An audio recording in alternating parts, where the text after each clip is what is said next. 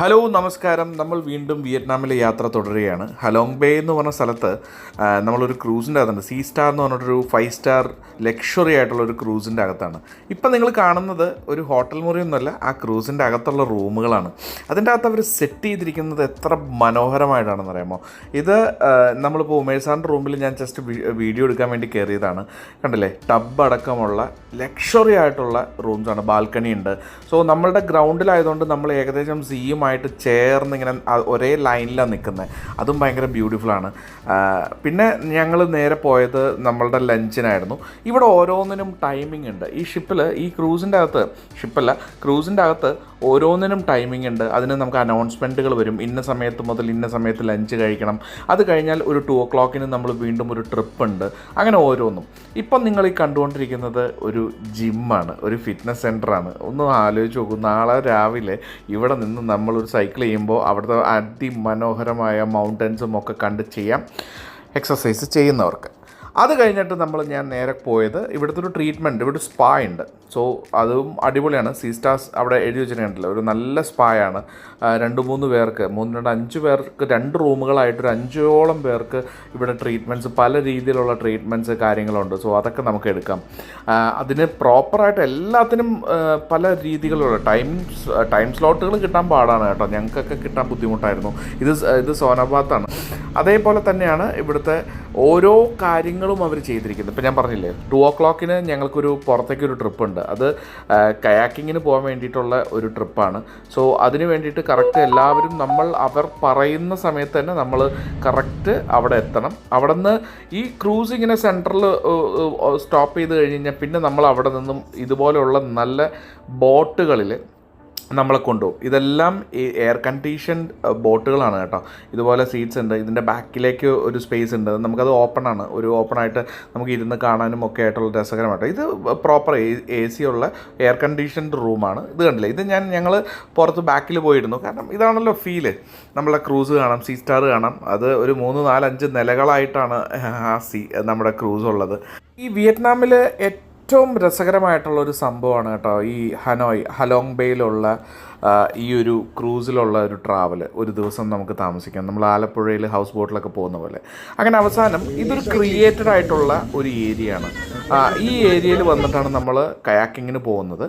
So അതിന് പ്രോപ്പറായിട്ട് നമ്മുടെ കൂടെ ഒരു ഗൈഡ് ഉണ്ടാവും. ഇത് സീ സ്റ്റാറിൻ്റെ ഗൈഡാണ്. സോ അവരൊക്കെ വളരെ പ്ലീസിങ് ആയിട്ടുള്ള വളരെ നല്ല ആൾക്കാരാണ് കേട്ടോ. അവർ പെൺകുട്ടിയായിരുന്നു. ഒരുപാട് കാര്യങ്ങൾ നമുക്ക് പറഞ്ഞു തന്നു. ഞാനിങ്ങനെ ഷൂട്ട് ചെയ്യണമെന്നൊക്കെ പറഞ്ഞപ്പോൾ എനിക്ക് ഓരോ ഡീറ്റെയിലിംഗ് ഒക്കെ പറഞ്ഞു തന്ന ഒരാളാണ്. ഇപ്പം നിങ്ങൾ അതിൻ്റെ ബാക്കിൽ കാണുന്ന ബിൽഡിംഗ് ആക്ച്വലി പേള് ഒക്കെ വിൽക്കുന്നുണ്ട്. അതിൻ്റെ അവിടെ അത് ഉണ്ടാക്കുന്നതൊക്കെ അവർ കാണിക്കുന്നുണ്ട്.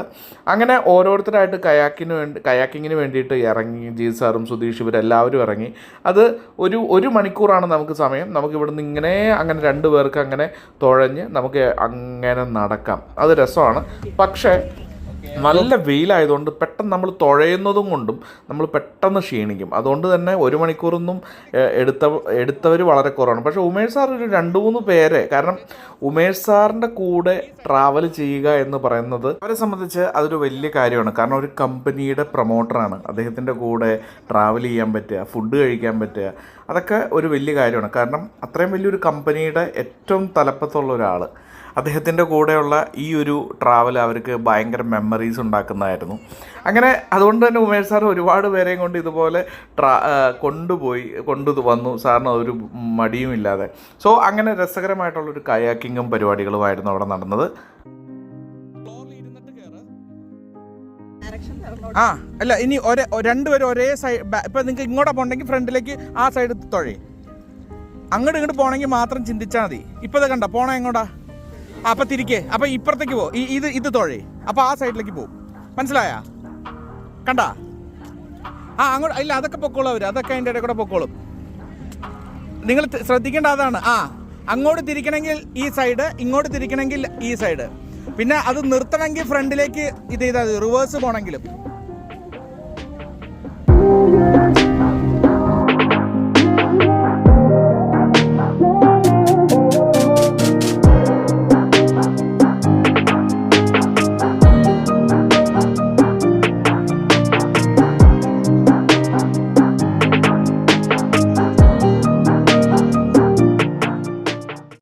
ഇനി ഇപ്പോൾ നിങ്ങൾ കാണുന്നത് ചിപ്പിയൊക്കെ അവർ ക്ലീൻ ചെയ്യുന്നതും അതിൻ്റെ പ്രോസസ്സിങ്ങും പരിപാടികളുമാണ്. സോ അത് ഒരു വലിയ പ്രോസസ്സാണ്. അത് ഞാൻ അത്രയും ഡീറ്റെയിലിങ്ങിലേക്ക് പോകുന്നില്ല. പിന്നെ നിങ്ങൾക്ക് അവിടെ നിന്ന് വേണമെങ്കിൽ പേളൊക്കെ മേടിച്ചിടാം.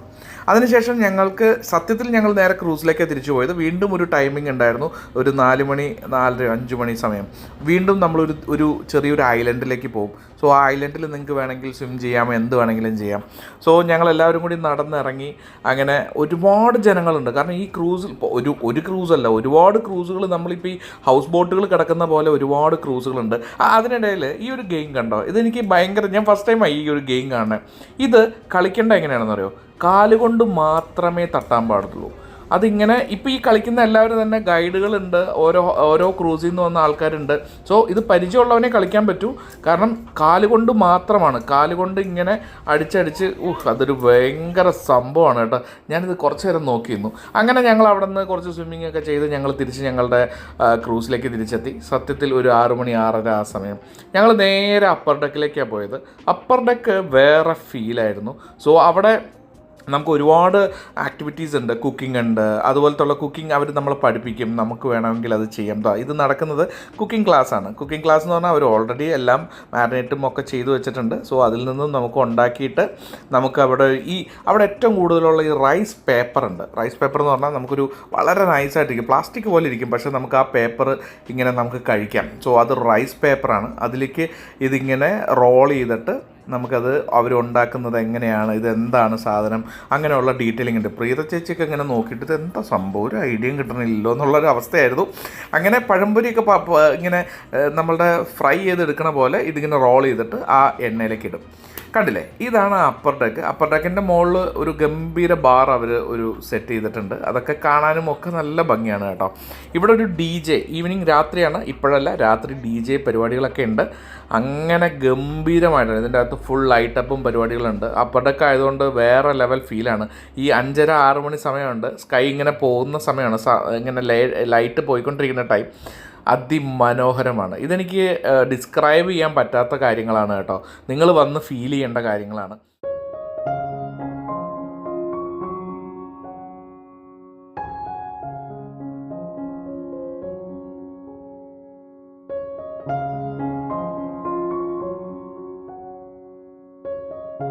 പിന്നീട് അവിടെ നടന്നത് ഒരു റിവാർഡ്സ് ആൻഡ് റെക്കഗ്നേഷൻ, ഒരു R&R ആണ്. അപ്പോൾ അതിന് വേണ്ടിയിട്ട് നമ്മളൊരു ഒരു സ്പേസ് അവർ നമുക്ക് വേണ്ടി തന്നിരുന്നു.